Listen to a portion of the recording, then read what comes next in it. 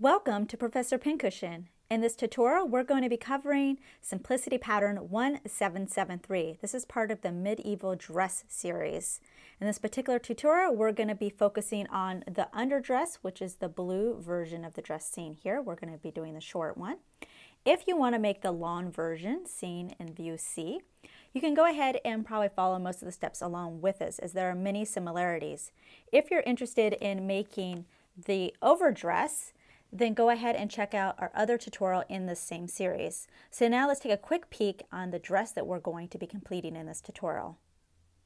So this is the underdress that we're going to be completing in this series. As you can see, it has the detail of the ruffles at the top, and it has buttons on the sleeve and a jagged edge at the bottom for the hemline.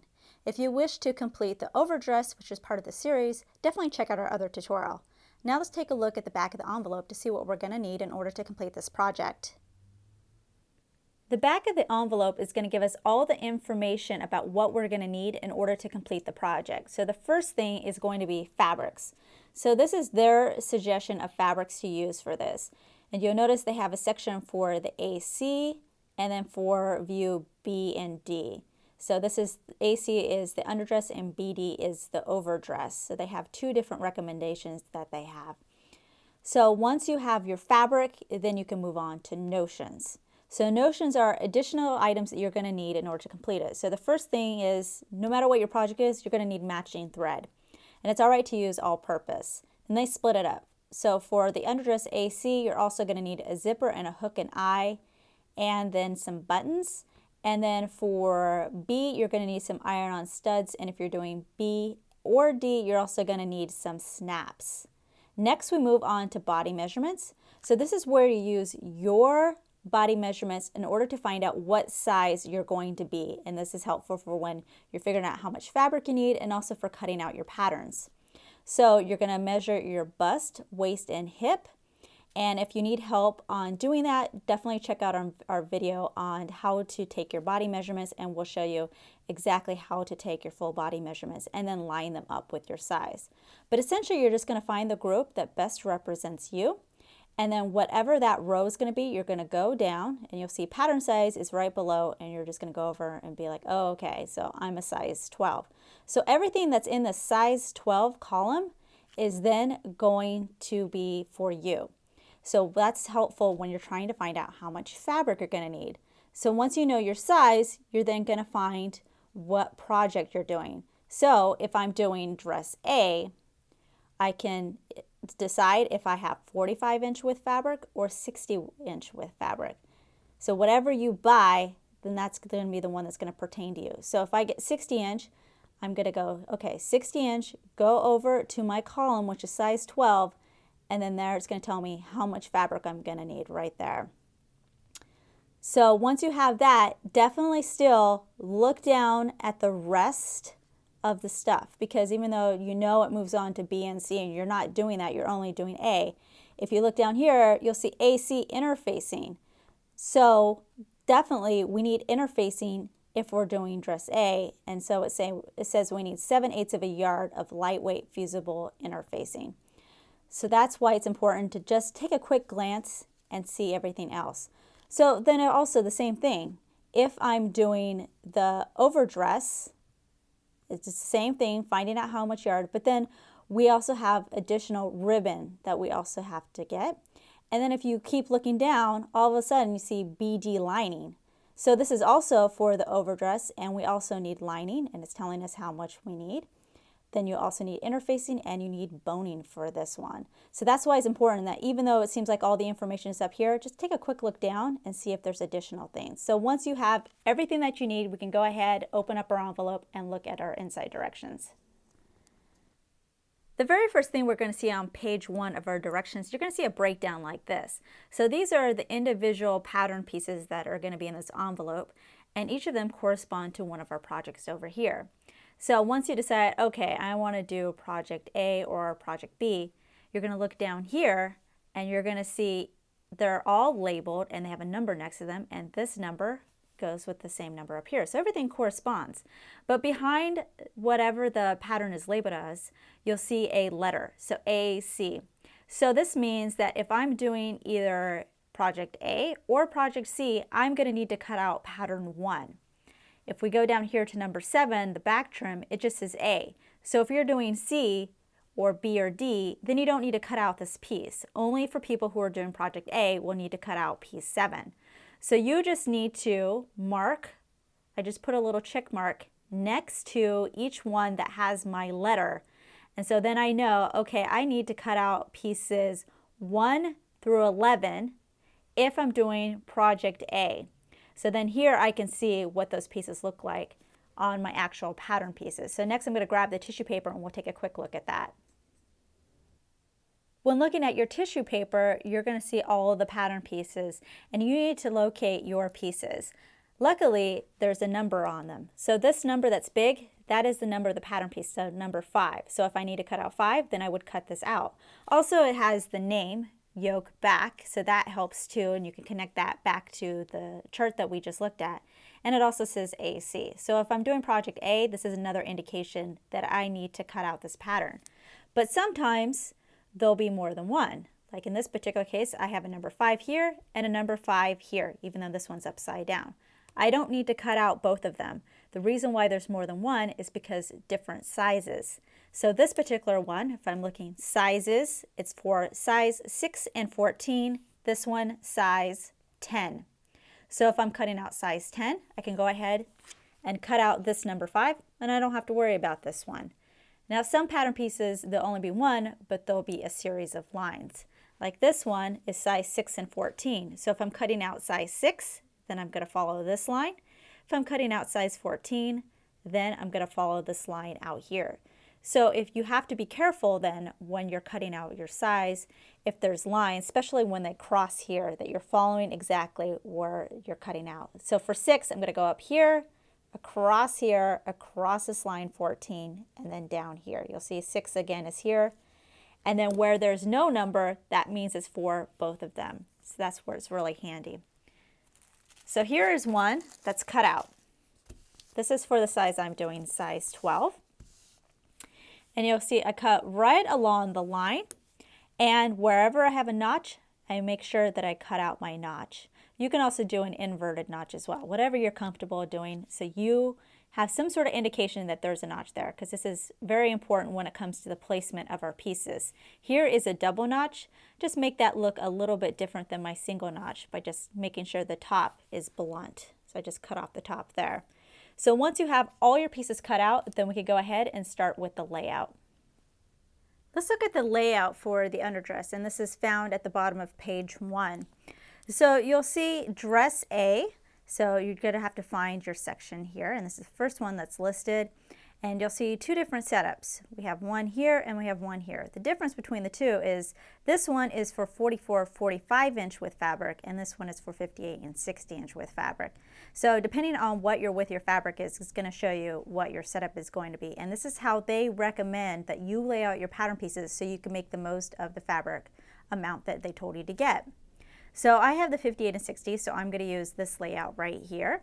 And you'll notice that some of the pieces are dark and some are white. If we look up here at this little guide, the shaded means that the printed side of the pattern is face down towards the fabric, and the white side means the printed side of the pattern is facing up towards you. So that's why some of them are different colors. So number 2 and number 5 in this case are upside down, meaning that the print of the pattern is facing towards the fabric. So I'm going to look at this setup here, and you'll notice I have fold and I'll have salvages up here. So this means that the fabric is folded in half, so then when I cut out, say example of piece number 9, I'm going to get 2 of them. And also if you look on the pattern piece, if I get piece number 5 again, it actually tells you on here that you need to cut out 4 of the fabric and cut 2 of interfacing. So this will also give you a clue on how many that you need to cut out.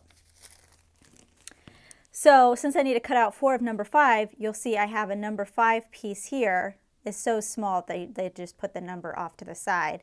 And then I have another one up here, and it's just face downwards backwards, so then they're able to get it on there. So what you would have to do is pin, cut out number 5, and then move it over and do it again.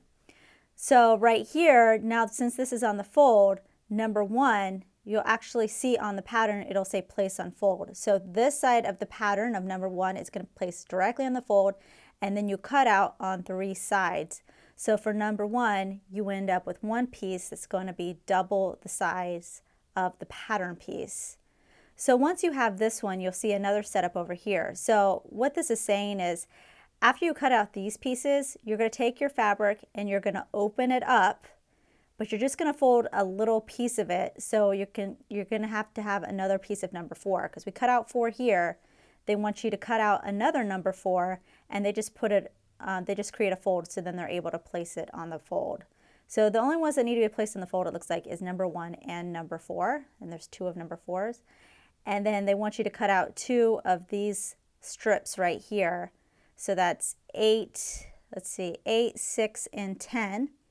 And then here's another number 10, because you actually need 3 pieces of number 10.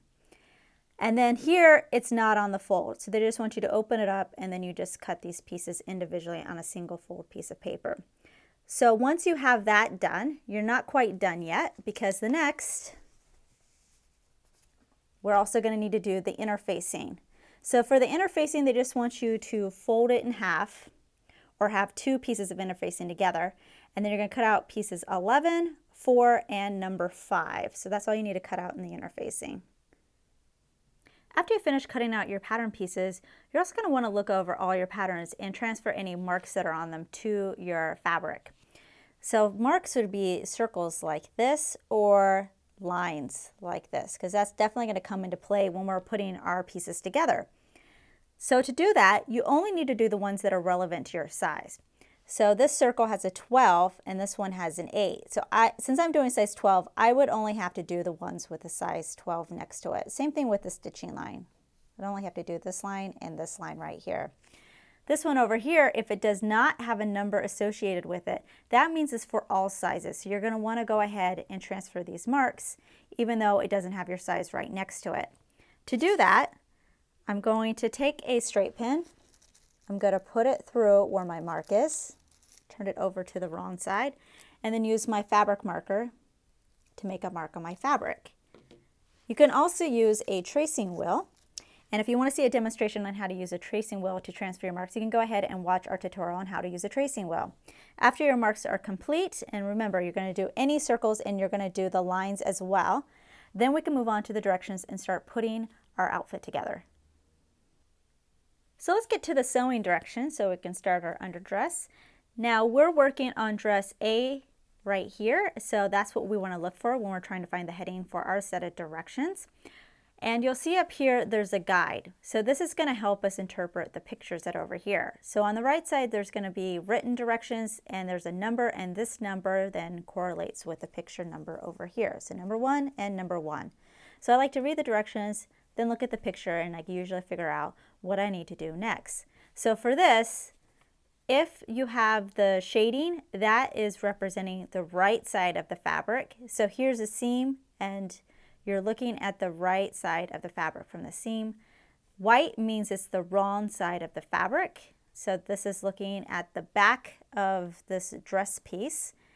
And so this part is the wrong side. And then if it has little pound signs, that means it's the interfacing. And then polka dot means that we're looking at the lining. So that just helps us interpret these pictures. Now you're also going to want to read through the general directions, because that is going to tell us what seam allowance we have, or any other tips that we're going to need to know when creating this. So I just like to look over them and see if there's anything that I'm going to have to keep in mind for when I'm sewing this. In this particular tutorial, we're going to be reading through the written directions with you, and then we're going to give a demonstration on what to do for each step. So we're going to start with 1 and start sewing our underdress. Step 1, stitch side front sections to front at side front seams, clip curves if necessary. Alright, so for this one we're going to be dealing with the front. If you look on your pattern pieces, you should have one that says front and one that says side front, and it's right underneath the numbers. So in this particular case, we're dealing with piece number 1 and piece number 2. You should have 2 cut out of piece number 2, and number 1 was placed in the fold, so you only have 1 of those. So I'm going to go ahead and remove my pattern pieces. And I usually like keeping my pattern pieces just pinned to my fabric pieces until I'm ready to use them. So that way, it's a little less confusion once you know what they are. All right, so this is number 1. I'm just going to move this down a little bit, and I'm going to open this up. So it's going to be right side facing up. The right side's on the inside, like that. And I'm going to take one of my number 2. So this is the right side, and it's going to go to the right side of my number 1. And you'll notice on the number 2, I have a notch here and a notch here, notch, notch. So if it's right side to right side, I'm going to make sure that those match.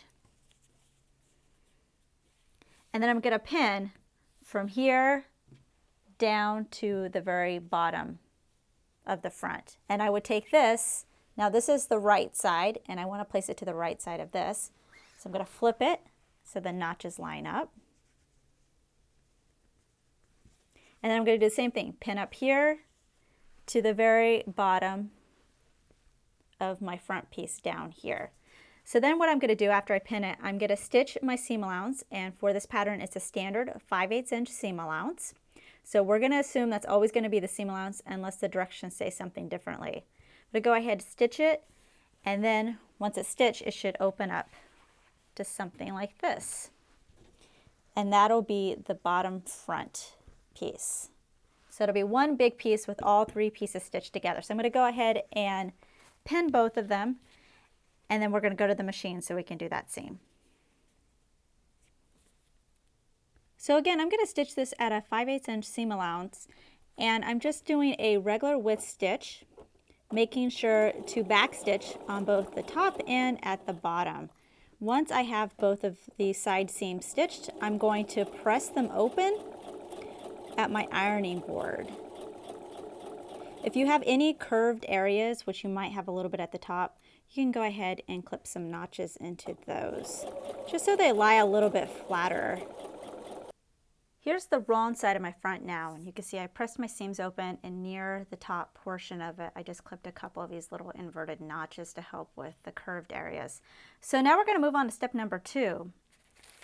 With right sides together, stitch front to yoke front, matching centers, trim seam, press yoke front out, pressing seam toward yoke front.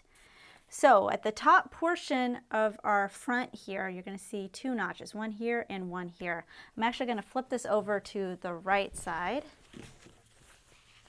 There we go.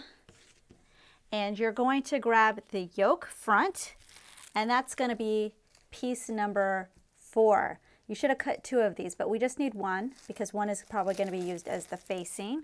So I just have 1 here. And I'm going to place it at the top here, matching the 2 notches here and here. And I have 1 here and 1 here. Again, right sides together. And I'm just going to pin. So at this point, right before it curves off, that's going to match the end of your yoke here. So I'm just going to pin from here to here, and then I'm going to go ahead and do that 5/8 inch seam allowance here. So I'm going to do that, and then we'll show you the second part of step 2, which is trimming our seams and then pressing our seam toward the yoke. So I'm going to go ahead, stitch it, and then we'll show you that part. After I stitch my yoke to the top of my front, I'm going to go ahead and trim my seam allowance. You'll see I only left about 1/4 of an inch left on that. And then instead of pressing it open, I'm just pressing it up towards the yoke. Step 3, with right sides together, stitch backs to yoke backs, matching centers, trim seams, press yoke backs out, pressing seam toward yoke backs. So for this one, there's actually more to it, but we're just going to take care of the first part and then we'll move on from that. What you're going to be doing is you're going to be taking pieces number 3. So this is pattern number 3, and I have them here. You can only see the top portion of them. They're actually pretty long. And you should have 2 of number 3 for the back because there's actually going to be a zipper that goes in between them, so that's why there's 2 back pieces, and I have it right side facing up. So now I need to get the yoke back, and that's going to be piece number 5. You should have 4 of those.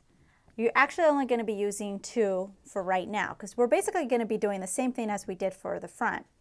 So you're going to be taking one side and putting it right side to right side, matching up the single notch and the single notch of the yoke. And I'm just going to be pinning the top here, and then I'm going to be doing the same thing on this side. So for both of these, I'm going to stitch my 5/8 inch seam allowance on this one and on this one, and then you're going to trim the seam, and then you're going to press the yoke up, and the seam is going to be pressed up towards the yoke. It's just like the front, you're just doing it for the back, and you're just doing it in 2 pieces.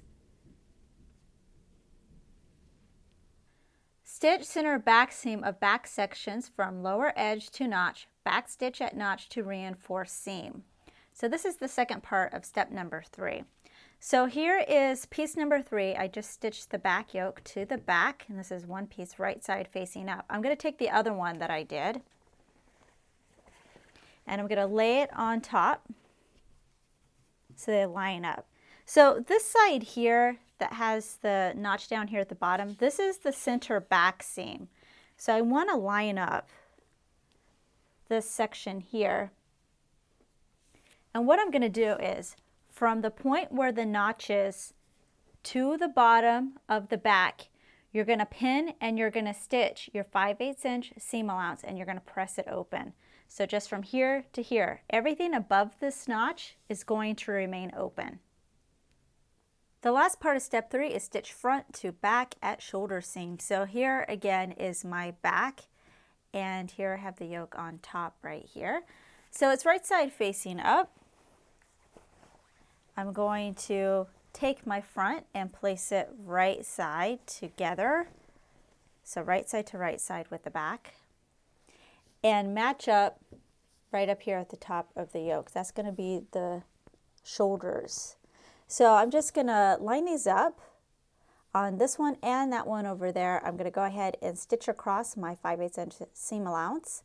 And then I'm going to go ahead and press my seam open, and then we can move on to step number 4. Let's do the first part of step number 4. Apply fusible interfacing to wrong side of yoke facing sections following manufacturer's directions. So you're going to be applying your fusible interfacing to the wrong side of all your remaining yoke pieces. So that should be 2 number 5s. So here's a number 5 and here's a number 5. And then also I have my one last piece of the number 4 pattern, this one right here. So that's the front, and then the 2 for the back. So I went ahead and trimmed my fusible interfacing a little bit smaller than my actual fabric piece. Just makes it a little bit easier when placing it. And also you don't really need it for in your seam allowance, so it's all right to trim it down a little bit.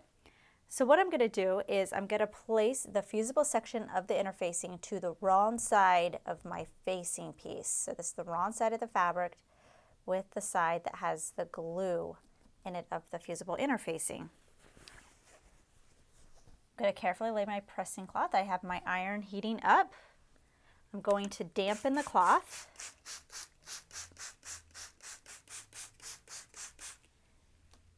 And then I'm going to carefully place my hot iron over the area. Leave it down for about 5 seconds.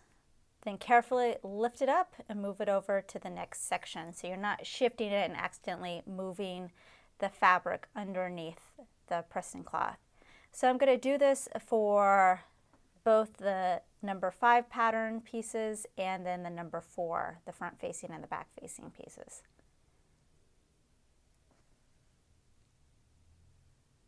Stitch shoulder seams of facing sections. So here's my front facing. I have my interfacing on the wrong side. So the right side is facing up. I'm going to grab the 2 back ones, again with the interfacing.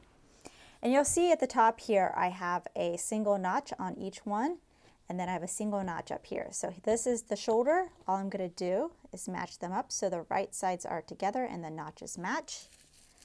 I'm going to go ahead and pin it, and on each of these I'm going to go ahead and stitch that 5/8 inch seam allowance and then press it open. The last thing we need to do for our facing is to do our edge finish. So what you're going to do is on this side and on these 2 sides here, you're going to go to your machine and you're going to stitch 1/4 of an inch away from the raw edge, which I've already done here. Then I'm going to fold it up so that my stitch ends up right on the edge of the fold. So you're just folding up 1/4 of an inch, and then we're going to stitch right close to that raw edge, stitching it down to our facing. The other option they give you is you can zigzag the edge and then turn it up 1/4 of an inch, or you can use your overlock or serger and do that on the edge and then turn it up 1/4 of an inch.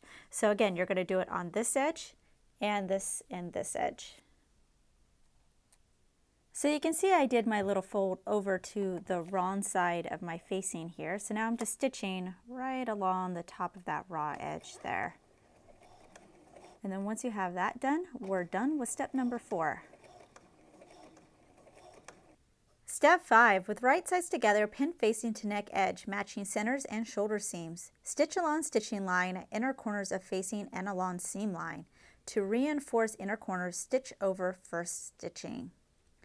So what we're going to do is you're going to have your dress. So this is the front, this is the back of the yoke.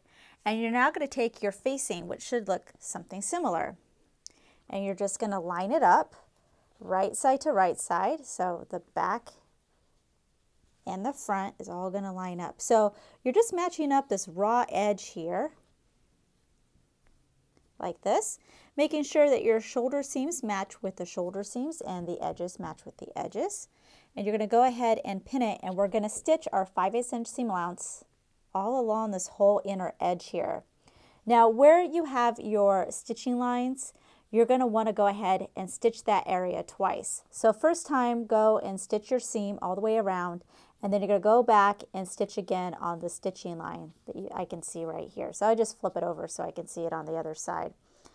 So I'm going to stitch here, stitch here, stitch here, and then stitch here. So that's really going to reinforce our corners, because next, after we stitch it, we're going to go ahead and trim our seam allowance, so you're leaving just about 1/4 of an inch, and then we're going to trim notches right in the corners. So all 4 corners are going to get those notches trimmed into them. So I'm going to show you that part after I stitch it. So right now I'm just going to go ahead and pin it and then sew it. After I stitch my facing to my yoke, I go ahead and trim my seam allowance. So it's only about 1/4 of an inch, and you can see I cut these little notches, being careful not to cut into my stitching. It's just a little inverted triangle almost to my stitch line. So that's really going to help when we turn out the corners. So now we're going to move on to step number 6. Turn facing to inside, press, pin facing over yoke seams, placing pins on outside. Lower edge of facing extends approximately 3/8 of an inch below yoke seam. So I'm looking at the inside of my dress. This is the wrong side of the front and the back. Here's my facing on the side with the inner facing. So I'm going to take my facing and I'm going to turn it so that it's on the inside of my dress. So right where the stitching that you have your seam between your facing and your yoke, that stitching should be like right on the fold. And I'm just going to do this for this whole neck edge. Turn everything to the inside. I'm actually going to turn it like this, because what they want you to do is to pin on the right side of your garment, because that's the side that we're going to stitch on next. So you may have to just flip the whole thing over so you're looking at the right side. I'm just going to fold it so I don't have to readjust everything. So all I'm going to do is pin through the facing and the front. Make sure that the seam's right on the fold, looking at the right side. And again, your seam allowance that when you attach your yoke to your front or your dress should be up towards the yoke. So everything's going to get tucked in. And then I'm just going to pin through all those layers. So this is going to create a nice finished edge, since there is not a collar on this dress. And it's just going to make it look really nice. So I'm going to go ahead and do that. And then we're going to move on to the machine for the next step. Step 7. On outside, stitch in ditch of yoke seam catching in the lower edge of facing on inside. Machine based armhole and back edges together. So we're going to take this first part. So this is my right side of my dress. This is the front, this is the yoke front here. And you'll see we have our seam line from when we stitched our yoke to our front. Underneath this is my facing. You could kind of see the bottom edge of my facing a little bit because we turned it to the inside of the dress. And I went ahead and pinned that down. So all they want us to do, I'm going to show you how to do it on the front, but you also need to do this on both of the back pieces. You're just going to, when they say stitch in the ditch, you're just going to stitch right in the middle of that seam line. So then the stitch is kind of hidden in the middle there. But what it's going to do is tack down the facing to the inside of our dress so we don't have to worry about it coming out to the right side of the dress. So I'm just being very careful to stitch right in the middle of that seam line, stitching in the ditch. And I'm just using a regular stitch, and I made sure to back stitch at the end, and I'm going to do it when I get to the other end of my front. And then I'm also going to do the back. Once we have that done, then I'll show you what the second part of step 7 is. The next thing we need to do is machine baste our armhole closed with our facing. So here is my neck edge. This is the inside finished edge. And you'll notice that on the outside of your yoke, on the two sides, you'll still have this raw edge. And I went ahead and pinned my outside yoke with my facing on the inside of the dress. So this is actually the top of the armhole. So we have a notch, you have the shoulder seam, and then you should have a double notch. So all they want us to do is, I'm just going to start at the beginning here, is you're just going to use a machine basting stitch. So it's the largest stitch on your machine. You don't have to worry about back stitching.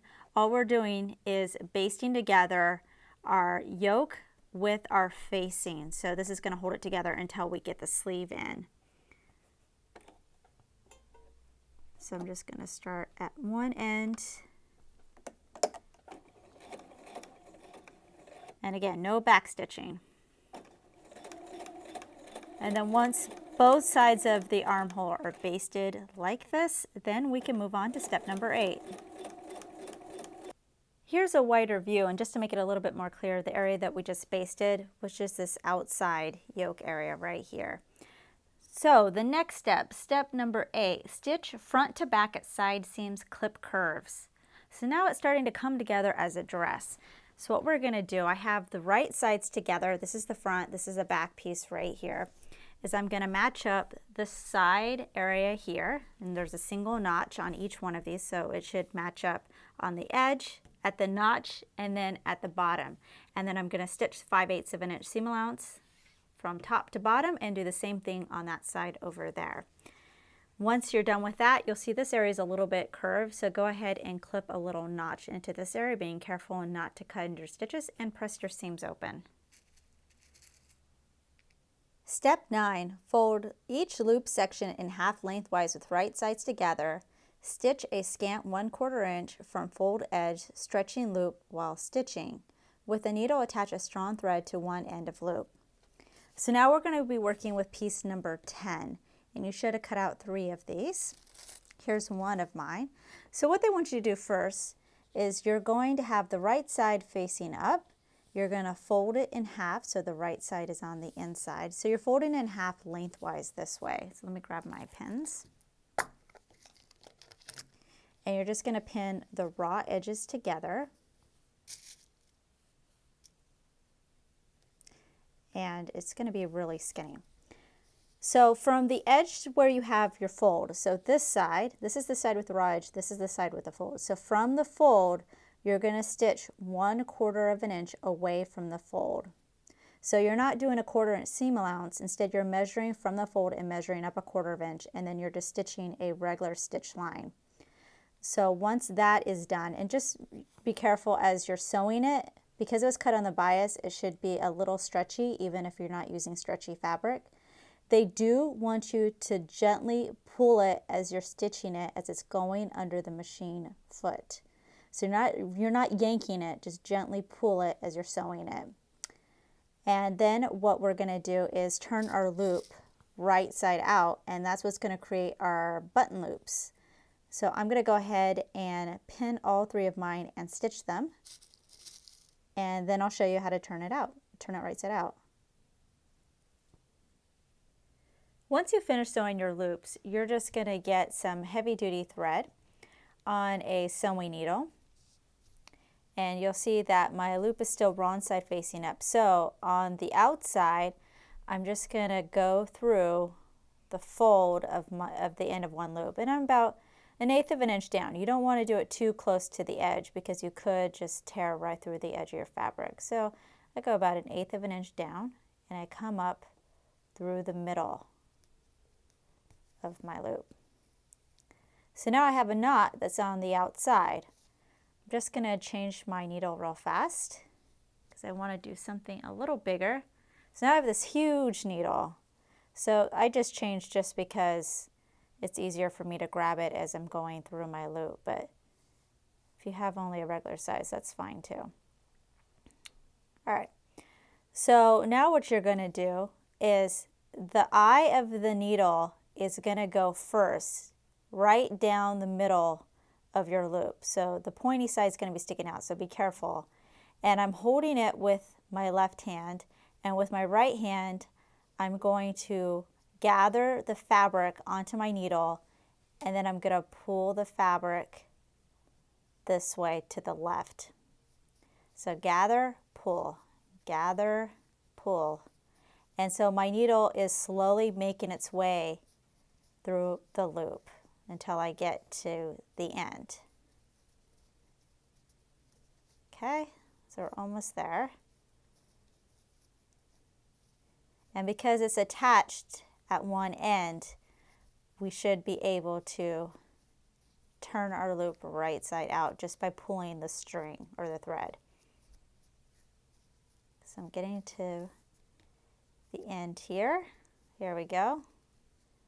So now I have the string from my needle, and I'm just going to put my needle up because I don't need it anymore. So definitely make sure that you hold on to this end because we don't want it to go back through.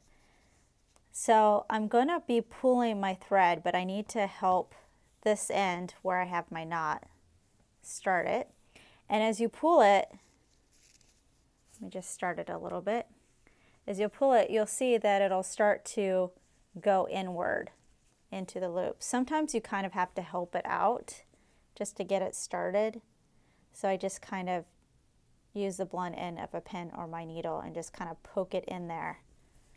And then just continue to pull. Don't pull too hard because you might actually rip it. And once it starts to go, you'll feel it. You'll feel it go into itself. And then you just pull it until the whole thing is right side out. Don't go too fast or else it starts to bunch up right here in the end.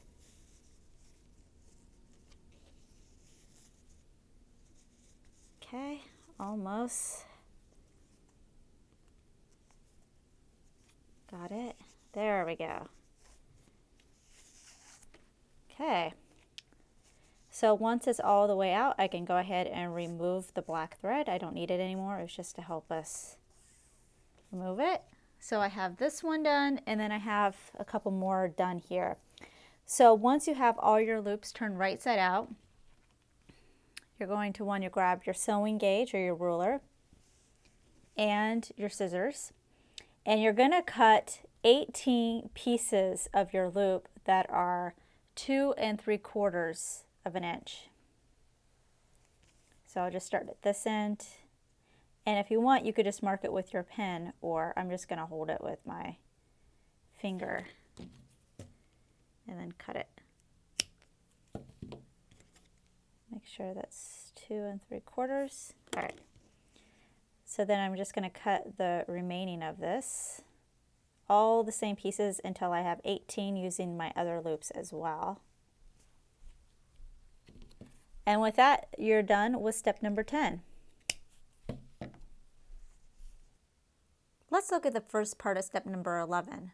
On outside, pin 9 loops to back edge of each sleeve, centering ends over small dots having raw edges even, based across ends of loops.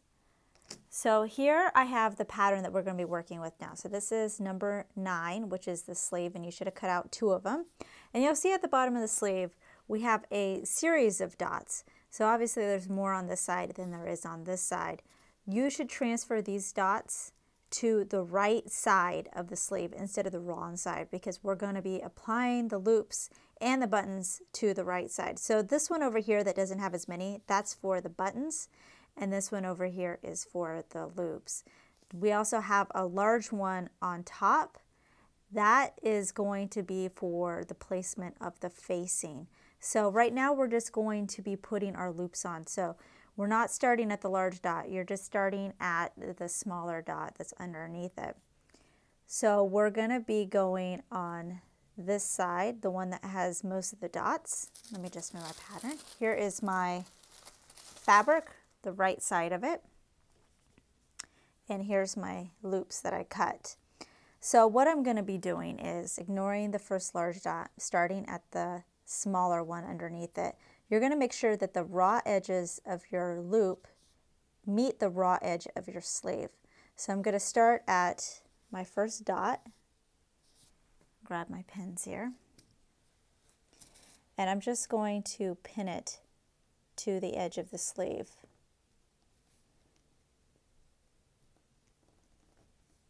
So pin both layers together. There we go. That was a little tough. And then I'm going to loop this over to meet that second dot. Also the raw edge, and then I'm going to pin that.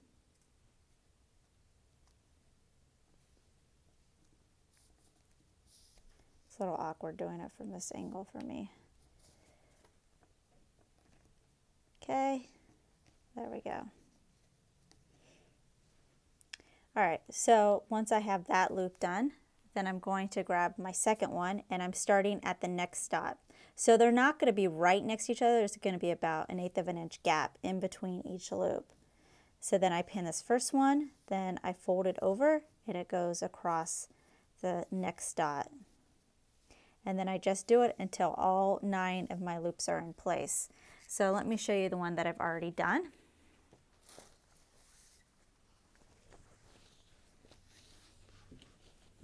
So this one is completed, and you'll notice, of course, that it's on the opposite side because each sleeve is going to be different from each other. So now that this is in place, I'm going to go ahead and baste right across all my loops. So that's going to hold it in place, so then we're able to place our facing on it. The second part of step 11 says to ease top of sleeve between notches, stitch along seam line and 1/4 inch inside seam line using a lawn machine stitch. So what it's saying is at the top of each sleeve, you're going to see a single notch and a double notch. So in between these 2 notches, you're going to do a basting stitch. So no back stitch, the biggest stitch on your machine, and you're going to stitch from one notch to the next at your 5/8 inch seam line. Then you're going to go up 1/4 of an inch, so between your basting stitch and the edge, so you go up 1/4 of an inch, and then you do another basting stitch. So you'll have 2 basting stitches going along this curve here, and you're going to do that for both your sleeves. Step 12, apply fusible interfacing to wrong side of sleeve facing following manufacturer's directions. Edge finish inner unnotched edge and upper edges of facing, same as for yoke facing, clipping to stitching along curves. So we have more, but let's just do the first part. So I'm going to have my sleeve facing, and you should have 2 of piece number 11. You should have also cut out 2 inner facing pieces.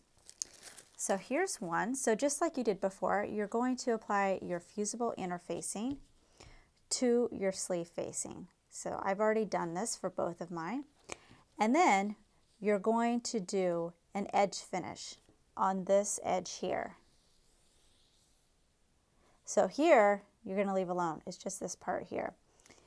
And it's going to be a little tricky just because we have some curves. You're just going to have to do the best you can. So again, you can stitch 1/4 inch around, and then you fold up and then restitch. So that the first stitch is going to be right on the fold. Once you get to these curved areas, after you stitch it, you're just going to want to clip some little notches so then it lies flat again. So here's one that I already did. Let me actually turn it over to this side.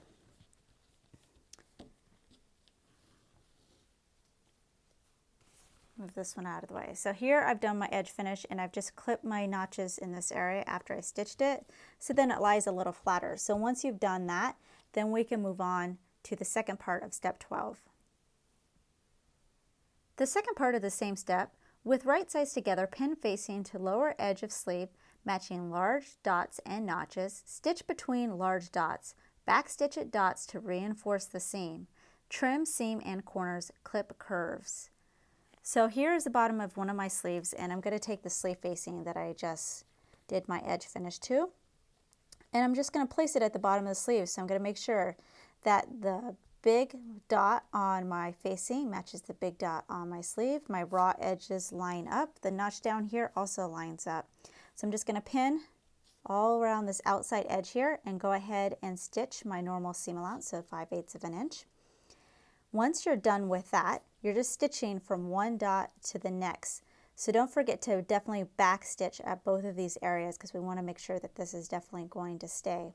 So after you finish stitching this, you can go ahead and you can trim your seam. Over here in the corner, you can go ahead and clip some notches, and where you have the corners here, you can go ahead and trim off those corners. So I'll show you what that looks like after I finish. So you can see that my facing is now stitched onto the bottom of my sleeve, and I went ahead and trimmed the seam allowance, clipping notches into the curved areas and then clipping off the corners. So the only thing left to do now is turn this right side out so the facing is now on the inside of the sleeve, or the wrong side of the sleeve. I've already done that on my other sleeve. So you're going to turn it right side up. You're going to go ahead and press it so the facing stays on the inside of the sleeve. So the next step now is we're going to move on to step number 13. So let's see, we did the first part of step 13, turning the facing to the inside. So the next part is open out facing at upper end with right sides together, pin underarm seam of sleeve together, matching large dots and notches. Stitch underarm seam from armhole edge to large dot, keeping facing edges free, back stitch at large dot to reinforce seam. So all you're going to do, you'll see the edge of the sleeve here with the notch, and you're going to bring the notches together, so the side of the sleeve together.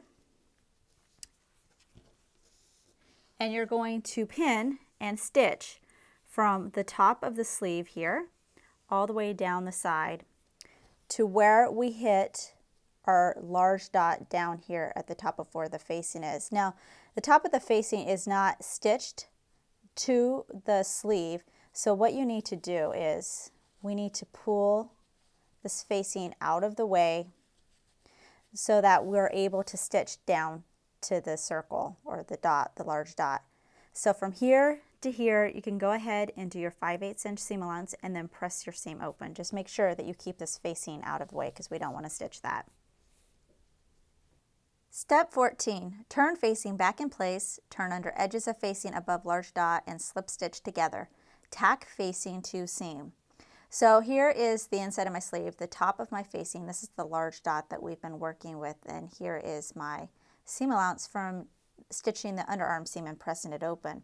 So all we're going to be doing now is stitching the remaining part that's above this large dot. We're going to slip stitch it together, and then we're going to take this top part of the facing and we're just going to tack it, just do a couple of stitches to tack it down to the seam allowance so everything stays on the inside of the sleeve. So to do that, I'm going to grab my thread and needle. We're going to hand sew this. I'm going to start here where my dot is. And I'm actually going to go behind the facing and come up right here. So then the knot is hidden underneath the facing. So the first thing we're going to do is a slip stitch. Pull that through. Okay. So now that I came up on this side, I'm just going to grab a little bit of the other side here where the dot is. And I'm just going to travel up that fold line of the facing. And as I pull my thread, you'll see they come together, and that's exactly what we want. So now that I'm on this side, now I'm going to grab a little bit of the opposite side right across from it.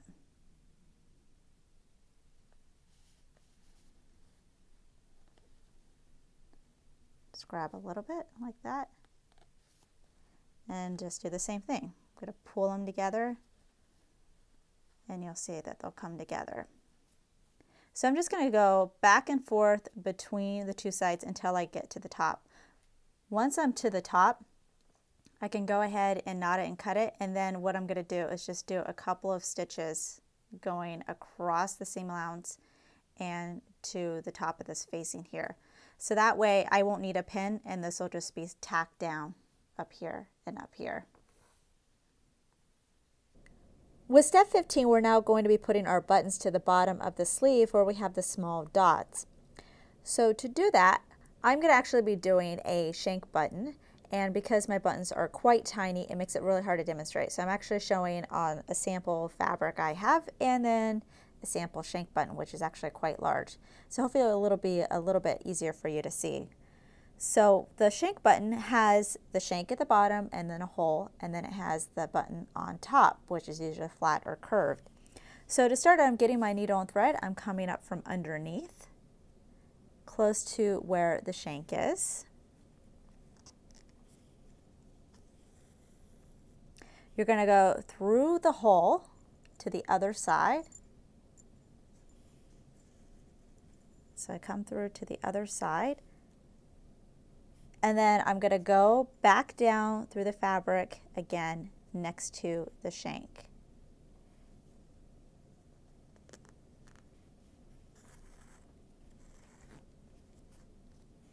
Okay, let's adjust this a little bit.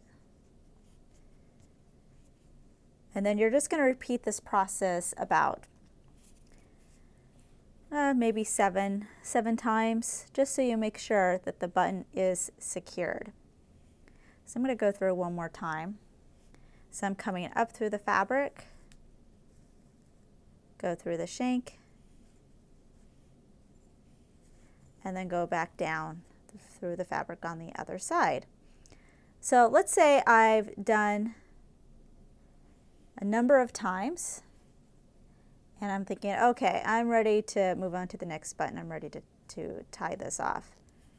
So let me just pull my needle through here. So to do that, you don't just tie a knot in the back and then cut it.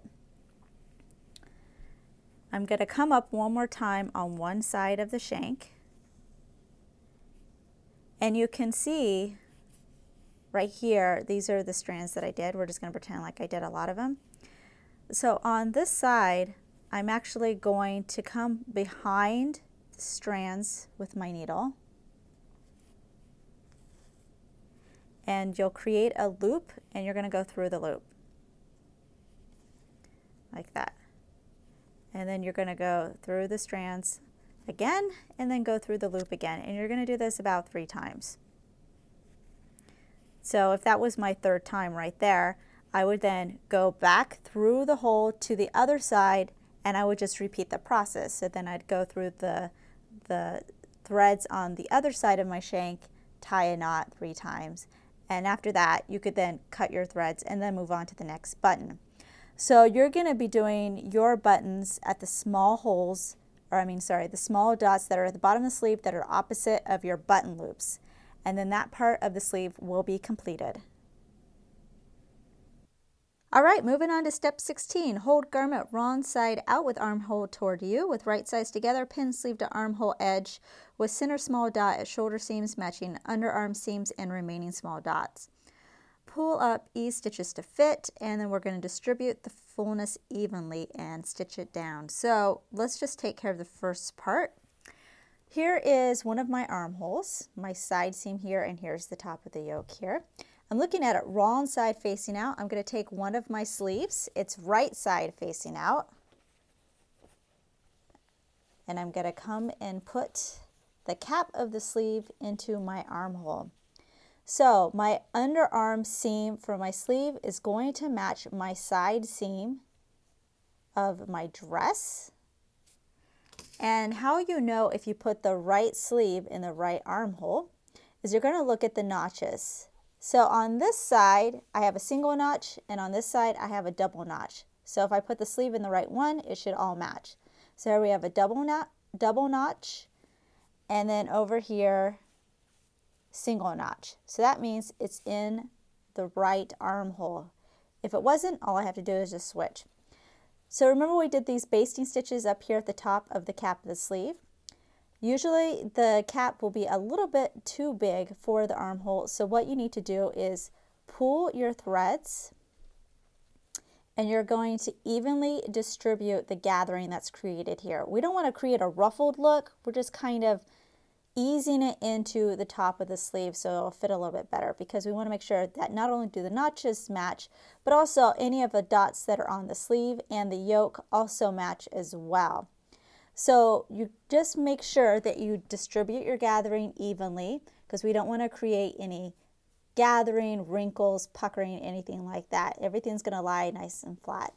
So once you pin it all the way around the whole armhole, you're going to baste at your 5/8 inch mark. After you baste it all the way around, you're going to stitch on top of that basting stitch, because the basting is just going to hold it in there, and then you're going to go again and stitch on top of it. After you stitch it, you're going to go up 1/8 of an inch, and then you're going to stitch it again. So there's going to be 2 sets of stitches, one at the 5/8 and one 1/8 up from that. So that's at the 1/2 inch mark. Once you have that, you're then going to come back down here. So between these 2 notches down here at the bottom of the sleeve, you're just going to trim your seam allowance. And if you press it, you don't need to press your seams open. Just lightly press at the seam allowance only, because we want to make sure that we're not going to cause any wrinkles or gathering and stuff at the actual cap of the sleeve. So I'm going to go ahead, put in both my sleeves, and then we'll move on to the rest of the dress. Step 17, to gather shoulder trim, stitch along gathering lines between small dots using a long machine stitch. So now we're going to be working with piece number 8 to do our trim. So this is the shoulder trim, and you should have cut 2 of these.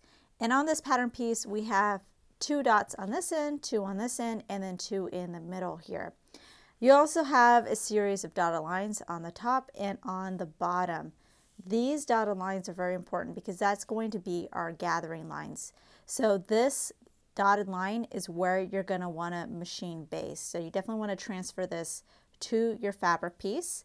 So from your dot here to your dot here, you're going to be doing 2 sets of basting stitches, one here and then one here.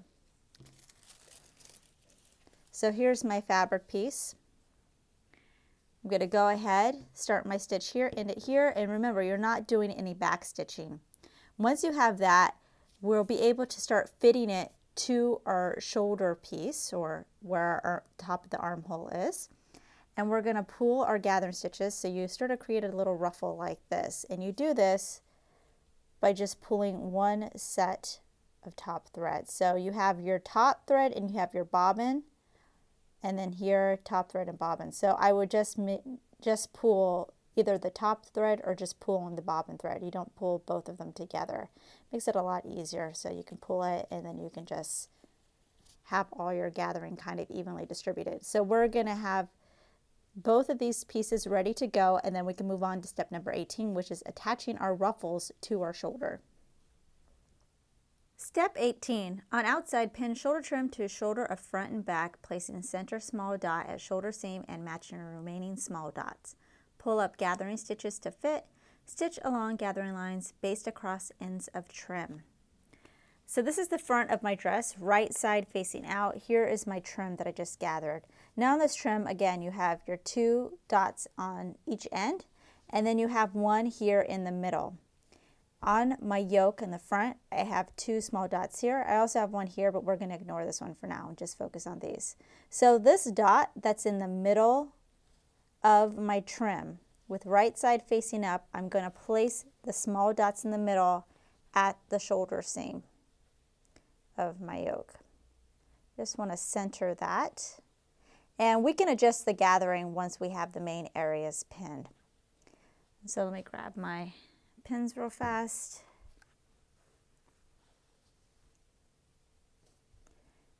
just roughly pin this in.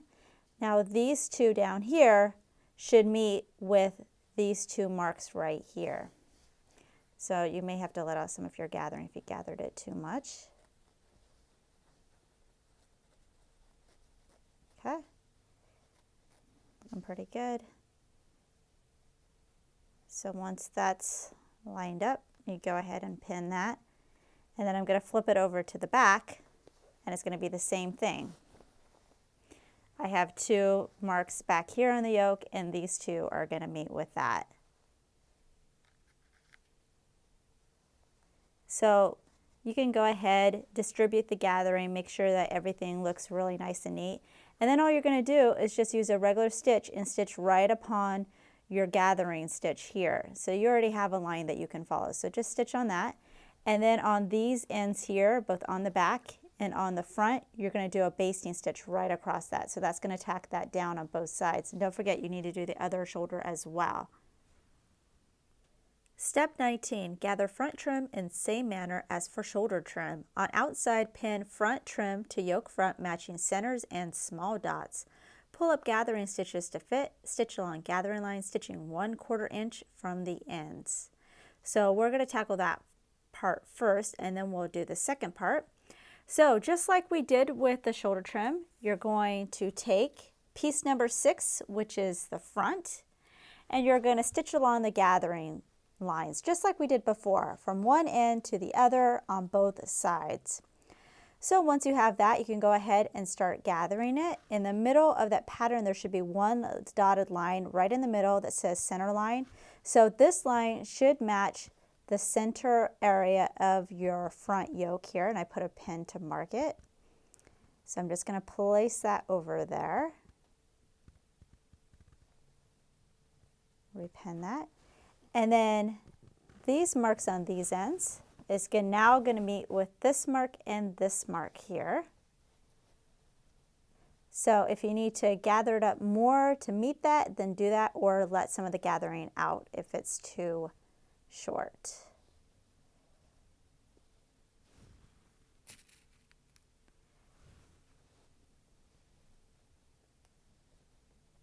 And I like to put my pins both on the top and on the bottom to hold it. Just makes it a whole lot easier when I'm stitching it. And I'm going to do the same thing on this other side over here.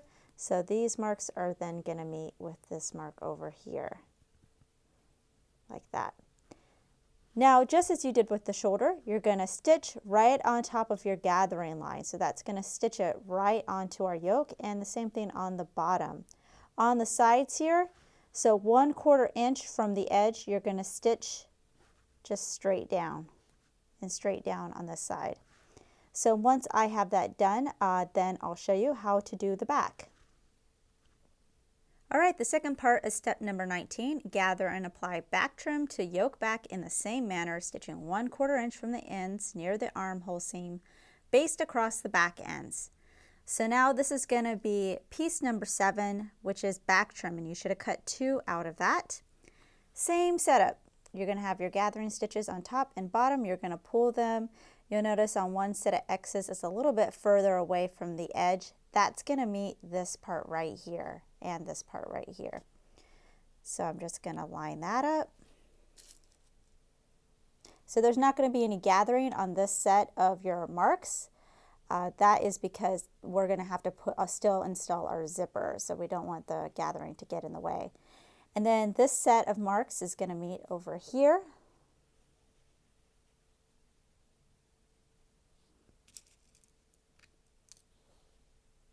Oops, I got 2 pins there. And then I just like to pin on the top and on the bottom. So then just same setup, stitch along your gathering line on top and bottom, 1/4 inch from the edge that you have here of your back trim. You're going to go ahead and stitch down. Right here, go ahead and baste down this. So that's going to tack that down so we can go ahead and put in the zipper. So I'm going to do it for this side, and I'm going to do the same thing for this side. We're going to skip step 20 because that's for people who are doing view C with the ribbon trim, and go straight to 21. So now we're going to be putting in the zipper, so we're close to being done here. Step 21, press under 5/8 of an inch on back opening edges, pin closed zipper under opening edges with tab end of zipper 3/8 below upper edge of opening, having edges meet at center of zipper. So here is the back of my dress, and what you're going to do first is on each side, you're going to turn over to the wrong side, so from the right side to the wrong side, 5/8 of an inch, because that's our seam allowance. So I just turn it over, I pin it, and I do it on both sides, and then go ahead and press it. Then you're going to grab your zipper. So this is a 20-inch zipper, and the tab of the zipper, so the top of the actual start of your zipper teeth, should be pinned to the back edge 3/8 of an inch from the top of the dress. So down here is going to be where I start this, and the fold of my back should meet right at the center of the zipper teeth. So this is going to be on this side, and then I'll bring this one over and they'll meet right in the center here, and you're going to go ahead and pin it. Now if you're wondering what to do with this extra part that stands out, don't cut it off. Instead, let me flip it over. You're going to tuck it between the part that you folded over, your seam allowance, and the front of the dress, or the right side of the dress. So I'm just going to fold it over and then pin this back like this. So you'll see it'll be nice and finished on top, and we don't have to worry about any raw edges showing. So I'm going to go ahead and pin this, and then we'll continue on with the rest of step 21. After you have your zipper pinned, then you're going to baste it in place, and you can either do that by hand or you can use the machine. Just make sure that if you baste by the machine, you use your adjustable zipper foot here. I mean, yours may look different than mine. Then you're going to stitch, and they want you to stitch 1/4 inch away from each center. So from here over to 1/4 inch, and then from this fold to 1/4 inch over. You're going to go down the edge of the zipper, across the end, and then back up till you get to the top again. If you do your basting stitch 1/4 of an inch away, then all you have to do is just stitch right on top of the basting stitch. So it just makes it easy. So I've already started. Just getting to the bottom, I'm going to go across, and then I'm going to go back up, and with that, your zipper is in. Step 22 on inside sew hook and eye at neck edge. So this is now going to be at the top of the zipper on the inside of the dress. I already have my hook, so I just need to sew my eye on the opposite side. And I just place it so that when they're hooked together, the top is closed, or at least as closed as you'd like it. So all I'm going to do is I just stitch through the holes, just like I'm doing a button almost. So I have my needle and thread. I come up through my zipper tape, through the loop or the hole of the eye here, and then I go back through the zipper tape and up through the hole. So I'm just going to do this a few times, and then I'm going to do this one as well, and then you just knot it off, and then that part is done. All right, so it's the last step. Step number 23, make jagged edges at lower edge of dress as shown or as you prefer. So this is going to be at the bottom hemline of the dress, and if you're doing view A, then you're not doing a traditional hemline. All we're going to be doing is taking our scissors and cutting it so it has a jagged edge. If you're worried about your fabric fraying, what you can do after you cut it is just apply a little liquid sealant at the bottom edge to sort of to control the fraying a little bit. Just test it on a swatch of your scrap fabric just to see how it's going to do, so we don't have any weird reactions with it. So to do this, you can either do the easy way, and if you want, just get some pinking shears and just cut it so you just get a nice even jagged edge, or you can just use your scissors and sort of freehand it. It's fine because that's kind of the look that they seem to have on their front cover, and it looks really nice, so that's what I'm going to try. I'm only going to do one layer at a time because I just want to have a lot of control over it. So I'm just going to come in here and just go at it with my edge. And I'm just going to do this all the way around, and then our dress is done. At this point, the only thing left to do is to remove any basting stitches and to remove your fabric markers. Your underdress is complete for Simplicity Pattern 1773, which is part of our Medieval Dress series. If you'd also like to do the overdress, which is part of this series, check out our other tutorial. Enjoy your dress! Make sure to check out our other videos and visit ProfessorPincushion.com to view our complete library with well over 100 sewing video tutorials. New tutorials are released regularly, so make sure to subscribe to be notified of the next release. Thanks for watching!